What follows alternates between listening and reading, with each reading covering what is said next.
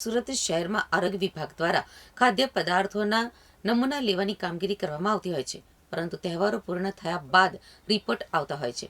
ત્યારે આરોગ્ય સમિતિ ચેરમેને અધિકારીઓનો જલ્દી રિપોર્ટ આવે તે બાબતે કાર્યવાહી કરવા કડક શબ્દોમાં સૂચના આપવામાં આવી છે. સુરત શહેરમાં આરોગ્ય વિભાગ દ્વારા સમયાંતરે ખાદ્ય વાનગીઓના નમૂના લઈને પૃથ્થકરણ માટે મોકલવામાં આવે છે, પરંતુ તહેવાર પૂર્ણ થયા બાદ અને લોકો તે વાનગીઓ આરોગી લે ત્યારબાદ તેનો રિપોર્ટ આવતો હોય છે. ત્યારે આ વાતને ધ્યાને લઈને સમિતિ ચેરમેને અધિકારીઓ 2 થી 3 દિવસમાં સેમ્પલનો રિપોર્ટ આવી શકે તે મુજબની કાર્યવાહી કરવા સૂચના આપી છે.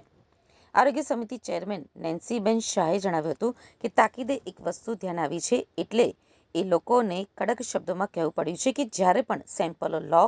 અત્યારે તહેવારો ખૂબ જ છે. અગાઉ ચંદી પડવાનો પણ તહેવાર હતો અને હવે દિવાળીનો તહેવાર છે. તેમાં મીઠાઈનું વેચાણ પણ ખૂબ જ થતું હોય છે, પરંતુ એવું ધ્યાન આવે છે કે સેમ્પલના ટેસ્ટ ખૂબ જ મોડા હોય છે. આ વખતે માવાનું સેમ્પલ લીધું, એ ચંદી પડવા પહેલાં એનું રિઝલ્ટ લાવી દીધું તો એ જથ્થાનો નાશ કરી શક્યા.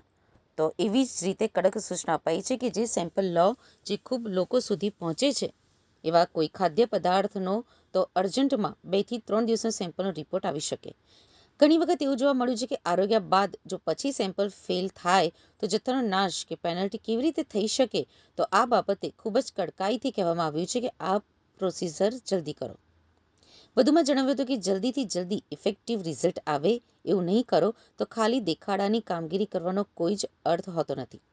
એટલે જ એવું પણ કહેવામાં આવ્યું છે કે 2 ટાઈપના સેમ્પલ હોય છે, ઇન્ફોર્મલ અને ફોર્મલ. એટલે ફોર્મલ જ સેમ્પલ લેવું, જેથી કોઈ ફરિયાદ આવે તો આગળ કોઈ કાર્યવાહી થઈ શકે. હા, એકચ્યુઅલી એક તાકીદે એક વસ્તુ ધ્યાને આવી છે, એટલે એ લોકોને કહેવું પડ્યું કડક શબ્દોમાં કે જ્યારે બી સેમ્પલ લો, અત્યારે આપણા તહેવારો ખૂબ છે. જેમ કે સુરતનો મહત્વનો તહેવાર હતો ચંદી પડવો, અને હવે છે દિવાળી. મીઠાઈઓનું આપણે ખૂબ આગ્રહી હોઈએ છીએ, મીઠું ગુજરાતીઓ બહુ ખાતા હોય છે, પરંતુ એવું ધ્યાને આવે છે કે સેમ્પલના જે ટેસ્ટ હોય છે એ બહુ મોડા હોય છે. જેમ આ વખતે માવાનો સેમ્પલ લીધું, તે આપણે ચંદી પડવા પહેલાં એનું રિઝલ્ટ લાવી દીધું તો એ જથ્થાનો નાશ કરી શકે. એવી રીતે કડક સૂચના અપાઈ છે કે કોઈ પણ સેમ્પલો જે ખૂબ ઇફેક્ટિવ હોય છે, જે લોકો સુધી ખૂબ પહોંચે છે, એવી કોઈ ખાદ્ય પદાર્થનો તો અર્જન્ટમાં 2 થી 3 દિવસમાં એનો સેમ્પલનો ટેસ્ટ રિપોર્ટ કોઈ બી રીતે આવી શકે.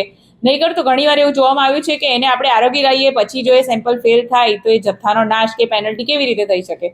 તો આ બાબતે ખૂબ જ કડકાઈથી કહેવામાં આવ્યું છે કે આ પ્રોસિજર જલ્દી કરો, કારણ કે જનરલી આપણા ત્યાં બહુ જ ખૂબ જ ખાદ્ય પદાર્થોનું સેવન વધી ગયું છે. આપણે સુરતીઓ છે, ખાવાના શોખીન છે, તો એ સેમ્પલ જે લીધા હોય છે એમાં થોડી લાઈન હોય છે, પણ આપણું કહેવું એવું છે કે પ્રાધાન્ય એ વસ્તુને આપો જે તહેવારો ચાલી રહ્યા હોય છે અને લોકો એની વધુ ખરીદી કરતા હોય છે. એવું કહેવાતું કે સેમ્પલ એટલે કે વેલ્યુ લઈ લો, નહીં તો દેખાડા પૂરતી કામગીરી તો ના જ કરો. એટલે થઈ શકે તો વહેલા કરો, નહીં તો ના કરો.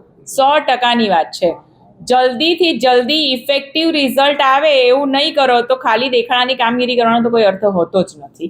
એટલે જ સેમ્પલ હંમેશા એ બી કહેવામાં આવ્યું છે કે 2 ટાઈપના સેમ્પલ હોય છે, એક ઇનફોર્મલ હોય, એક ફોર્મલ હોય. તો ફોર્મલ જ સેમ્પલ લેવું, કોઈ ફરિયાદ આવે એમાં ખાસ ફોર્મલ સેમ્પલ લેવું, જેથી આગળ કોઈ કાર્યવાહી થઈ શકે, એમાં કોઈ કામી આવે તો.